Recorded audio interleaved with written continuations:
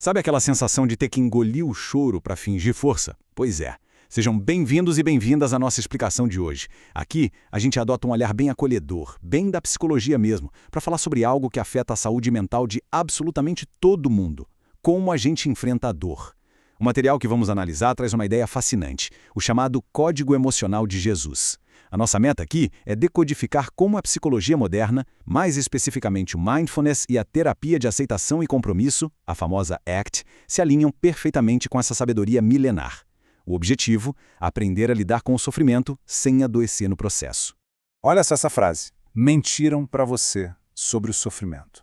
E mentiram mesmo para a gente. O ponto crucial da nossa análise de hoje é quebrar de vez aquele grande mito de que ter muita fé ou ser uma pessoa muito espiritualizada significa viver anestesiado, sabe? Como se a gente ficasse imune a qualquer tipo de angústia ou tristeza. Gente, essa falsa premissa é um perigo, porque ela só faz a dor multiplicar quando inevitavelmente ela bate na nossa porta.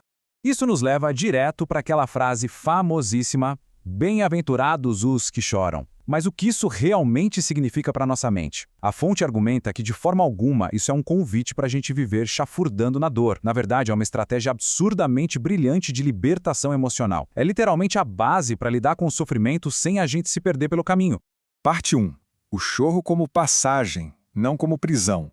Vamos entender essa validação emocional. Na psicologia moderna, a gente tem um consenso muito, mas muito claro. Aquilo que a mente nega acaba dominando a gente. Mas aquilo que a gente aceita, isso se transforma. O choro atua como uma verdadeira válvula de escape. Chorar não é nem de longe um sinal de falta de força interior ou de falta de fé. É uma liberação psicológica absolutamente essencial para que qualquer processo de cura possa sequer começar. E aqui cabe uma reflexão super importante, tá? Quem aqui já sentiu que precisava esconder a dor, engolir o choro só para parecer forte para os outros? Se essa é a sua realidade, faz um favor, vai nos comentários agora mesmo e escreve "eu já". Fazer isso não só gera um alívio imediato, mas ajuda a criar uma rede de empatia maravilhosa aqui na nossa comunidade, mostrando que ninguém está passando por isso de forma solitária. Parte 2. O quarteto parada dura. Quais são os 4 pilares da dor? Para enfrentar a dor de frente, o nosso material propõe desarmar o que a gente chama de quarteto parada dura. Jesus enfrentou esses 4 pilares lá no Getsemane, lembra? Primeiro, o pensamento, aquela voz intrusiva dizendo essa dor nunca vai passar. Segundo, a emoção, aquela angústia pesada que aperta o peito. Terceiro, a sensação física, o famoso nó na garganta ou aquela insônia que não deixa a mente desligar. E quarto, o impulso de agir, que é aquela vontade desesperadora de se isolar de todo mundo ou simplesmente jogar a toalha.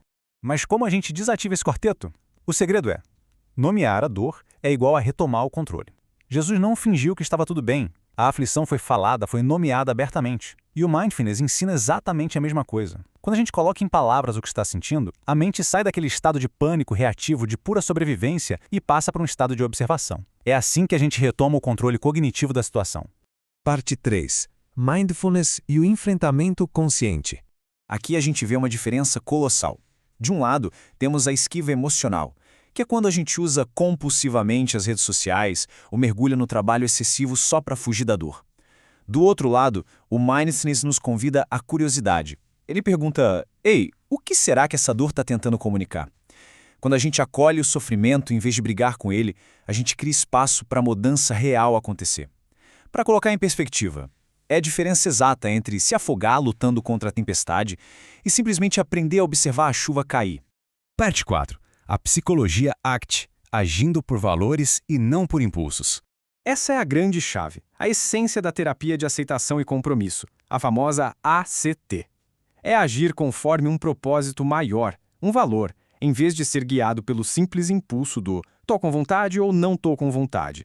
Voltando à lição histórica, houve um impulso fortíssimo de afastar o cálice do sofrimento, mas a ação final foi guiada por um propósito gigante. A lição de ouro aqui é: a vida não deve ser pautada pela vontade passageira do momento, mas sim por uma pergunta fundamental: qual é a vida que se quer construir? E a resposta para isso é libertadora. Dá uma olhada. A gente pode, sim, sentir medo e ainda assim agir com uma coragem absurda. A gente pode sentir um cansaço avassalador e mesmo assim priorizar as pessoas que a gente ama. Ninguém precisa esperar a dor desaparecer magicamente para tomar atitudes que tenham valor.